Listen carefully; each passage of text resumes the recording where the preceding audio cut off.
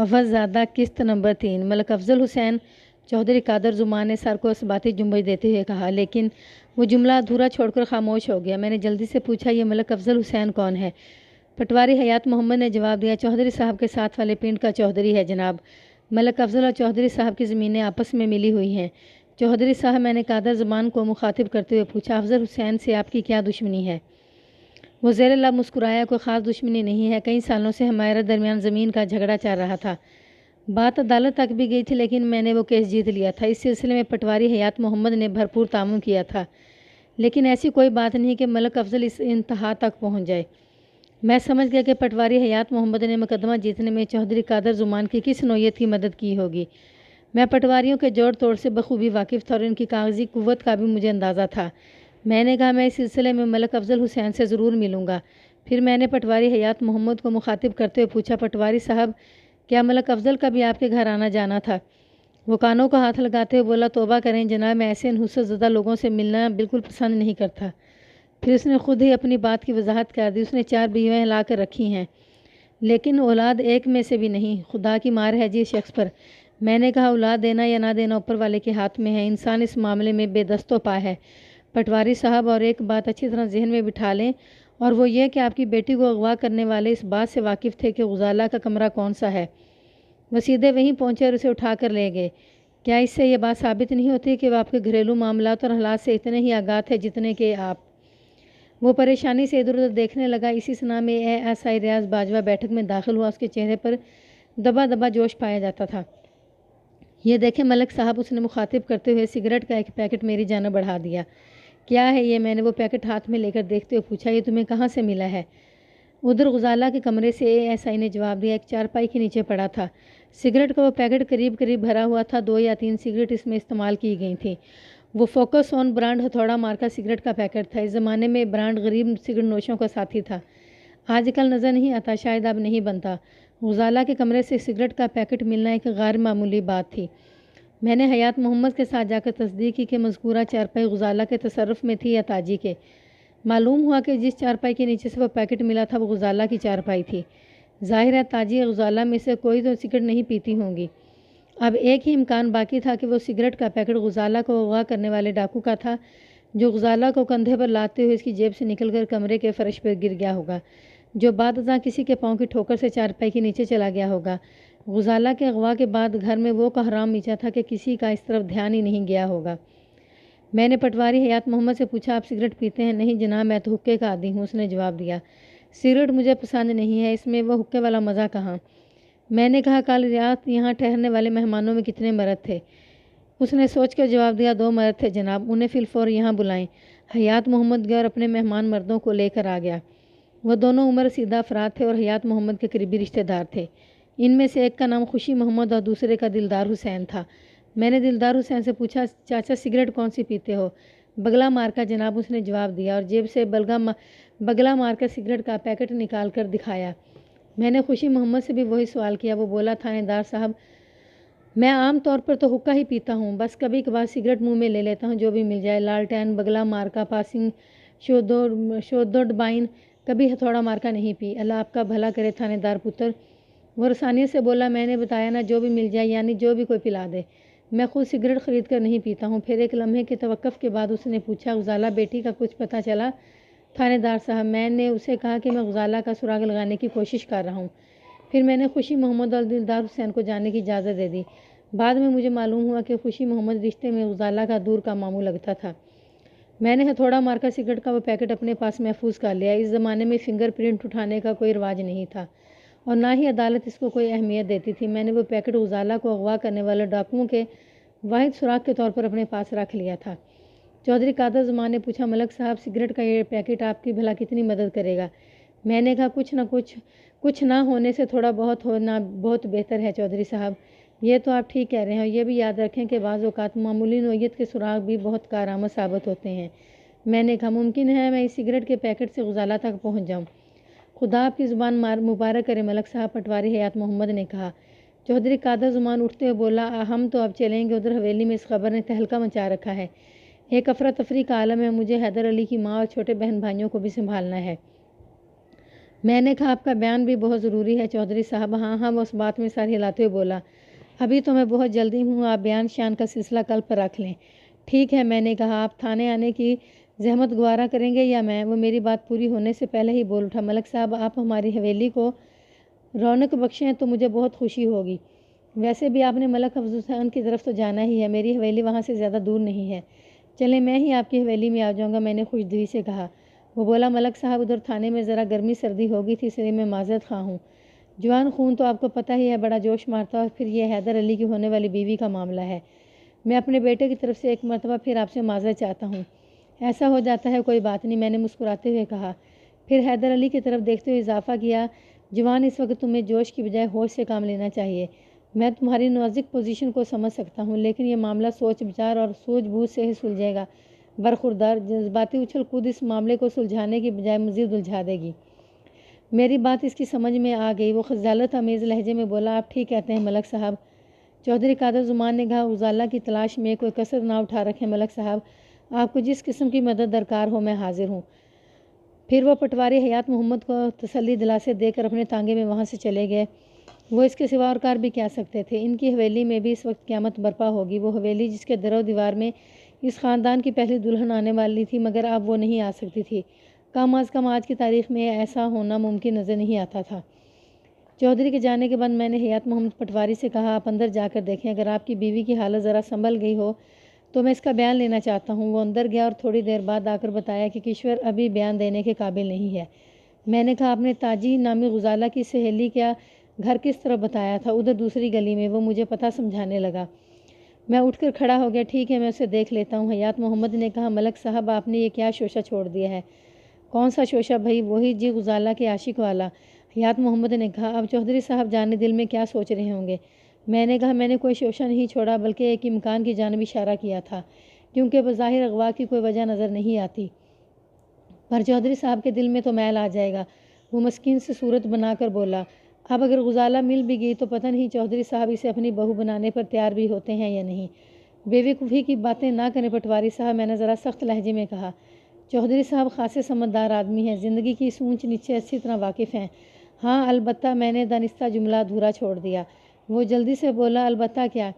البتہ میں نے اس کی آنکھوں میں گھورتے ہوئے سنسنی خیز لہجے میں کہا، اگر آپ نے واقعی چودھری صاحب کو کسی بات سے بے خبر رکھا ہوا ہے تو پھر آپ کے لیے خاصی مشکلات پیدا ہو سکتی ہیں۔ میں آپ کا مطلب نہیں سمجھا جناب۔ مطلب بہت واضح ہے حیات محمد، اگر واقعی کوئی شخص غزالہ کا طلبگار تھا تو غزالہ کے اغوا میں اس کا ہاتھ ہونے کے امکانات زیادہ روشن ہیں، اور یقینی طور پر آپ نے یہ بات چودھری قادر زمان کو نہیں بتائی ہوگی، جیسا کہ مجھ سے بھی چھپانے کی کوشش کر رہے ہیں۔ وہ بے چین نگاہوں سے ادھر ادھر دیکھنے لگا۔ میں نے نرم لہجے میں کہا، اگر آپ نے چودھری صاحب سے کوئی اہم بات چھپائی ہے تو اس سے کوئی خاص فرق نہیں پڑتا، زیادہ سے زیادہ اس رشتے سے انکار کر دیں گے، لیکن قانون کی نظر سے آپ نے اگر کوئی بات پوشیدہ رکھنے کی کوشش کی تو آپ الٹا مصیبت میں پھنس جائیں گے۔ اس طرح میں آپ کی بیٹی کو بازیاب کر سکوں گا اور نہ ہی ڈاکوؤں کو کوئی سراغ ملے گا۔ ہاں یہ ہو سکتا ہے کہ ساری عزت و مرتبت دھری رہ جائے گی، میں ذرا بھی لحاظ نہیں کروں گا بلکہ بہت بری طرح پیش آؤں گا۔ مدعی کا قانون سے عدم تعاون بھی جرم کے زمرے میں آتا ہے، کیا سمجھے آپ؟ وہ سراسیمہ نظروں سے مجھے دیکھنے لگا، پھر لکنت آمیز لہجے میں بولا، ملک صاحب ایسی کوئی بات ہے ہی نہیں تو میں آپ کو بتاؤں کیا؟ سچ اور جھوٹ کا پتہ بہت جلد چل جائے گا حیات محمد، میں نے سخت لہجے میں کہا۔ آپ اپنی بیوی کو ہوش میں لانے کی کوشش کریں، میں رات کو پھر آؤں گا، اس کا بیان بہت ضروری ہے۔ پھر ہم حیات محمد پٹواری کے گھر سے نکل آئے۔ میں نے دونوں سپاہیوں کو تھانے بھیج دیا اور ASI ریاض باجوہ کے ستاجی کے گھر کی طرف روانہ ہو گئے، جو وہاں سے زیادہ دور نہیں تھا۔ ASI کی دستک کے جواب میں دروازہ ایک عمر رسیدہ عورت نے کھولا۔ اس کی عمر 70 سے تجاوز کر چکی تھی، کمر میں خام آ چکا تھا اور وہ نظر کا چشمہ لگائے ہوئے تھی۔ ہماری وردیوں پر نظر پڑتے وہ تھوڑا گھبرا گئی، پھر خوفزدہ انداز میں پوچھا، کی گالے پتر؟ میں نے کہا، ماسی تاجی کا گھر یہی آہو جی، اس نے اس بات میں جواب دیا۔ پر آپ کو تاجی سے کیا کام پڑ گیا ہے؟ کام بھی بتا دیں گے اماں، ASI نے کہا، ذرا اس کو بلاؤ۔ تاجی تو اس وقت گھر میں نہیں ہے، بوڑھی عورت نے بتایا۔ کہاں گئی ہے وہ؟ میں نے پوچھا۔ وہ اپنے نانکے ننیال گئی ہوئی ہے، اس نے بتایا۔ پھر پوچھا، آپ نے بتایا نہیں، اس سے کیا کام ہے آپ کو؟ میں نے کہا، بہت ضروری کام ہے ماسی، تمہیں تو پتہ ہی ہوگا کہ پٹواری حیات محمد کی بیٹی کو ڈاکو اٹھا کر لے گئے ہیں۔ ہاں جی، وہ بڑی سونی کوڑی ہے، اوپر سے فیشنی بھی ہے۔ کوڑی پڑھ لکھ جائے اور رب نے رنگ و روپ بھی دے رکھا تو ہر کوئی عاشق ہونے کو تیار رہتا ہے۔ ڈاکو تو پھر ڈاکو ہوتے ہیں جی۔ وہ بے دھیانی میں خاصی معلومات افزا باتیں بتا گئی تھی۔ میں نے پوچھا ماسی کیا کوئی عشق وغیرہ کا چکر بھی تھا؟ وہ اچانک محتاط ہوگی۔ مینو کی پتہ جی؟ میں نے ذرا سخت لہجے میں کہا ماسی میں غزالہ کے اغوا کے سلسلے میں تفتیش کر رہا ہوں، اگر تمہیں کوئی معمولی سی بات میں معلوم ہے تو مجھے بتا دو، اگر میں بعد میں پتہ چلا کہ تم نے دانستہ کو چھپانے کی کوشش کی ہے تو لے جا کر تھانے میں بند کر دوں گا۔ اے لو جی کر لو گال، وہ ہاتھ نچاتے ہوئے بولی۔ اب اس بوڑھے بارے مجھے تھانے میں بند کرو گے؟ کوئی شرم حیا بھی ہے تمہیں؟ میں نے کہا اگر تم قانون کی راہ میں رکاوٹ بننے کی کوشش کی تو بحالت مجبوری یہ سب کرنا پڑے گا۔ میں نے کیا راہ روکی ہے تمہارے قانون کی؟ تم نے ابھی بتایا ہے کہ غزالہ اتنی خوبصورت تھی کہ ہر کوئی اس پر عاشق ہونے کو تیار رہتا تھا، اب کہہ رہے ہو تمہیں کسی عاشق مشوقی کا پتہ نہیں؟ وہ قدر نرم پڑتے بولی، وہ تو میں نے ایسے ہی کہہ دیا جی، دراصل وہ چودھری حیدر، وہ کچھ بتاتے بتاتے رک گئی۔ میں نے پوچھا ہاں کہو چودھری حیدر علی کو کیا ہوا ہے؟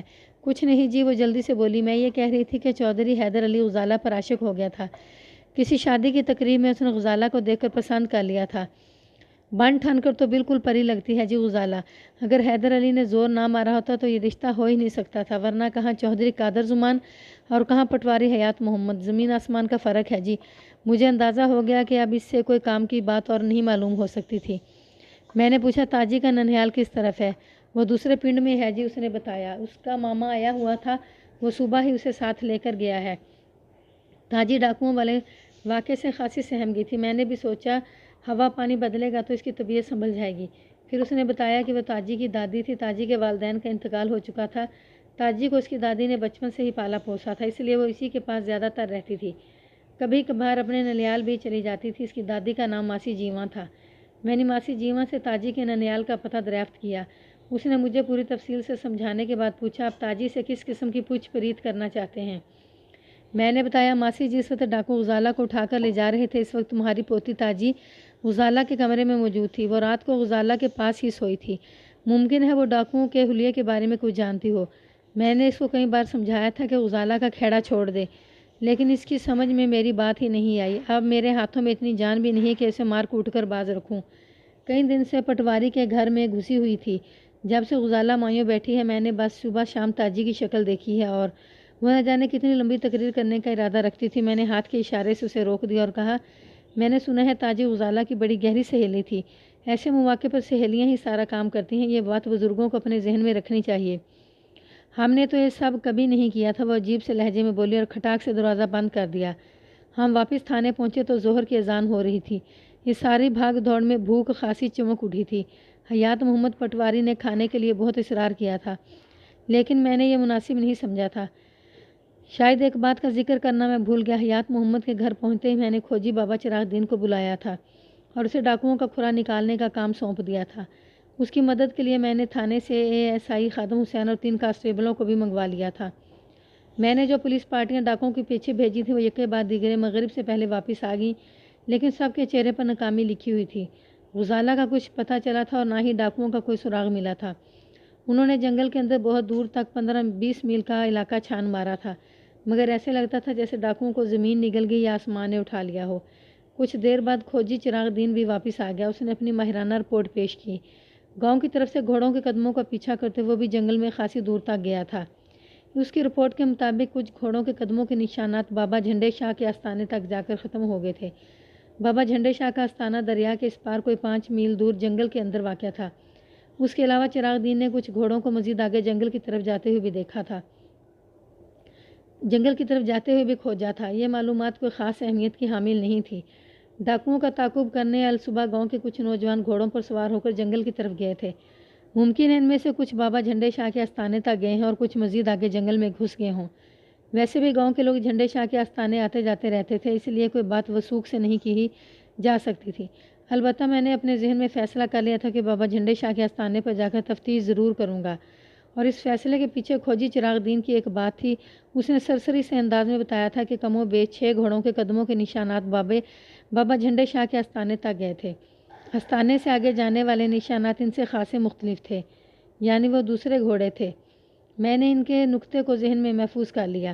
اب تک کی کارروائی کا کوئی نتیجہ برآمد نہیں ہوا تھا، اس میں ہنوز ڈاکوؤں کا سراغ لگانے میں ناکام رہا تھا، مگر مجھے کبھی امید تھی کہ کشور اور تاجی سے ملاقات سودمند ثابت ہوگی۔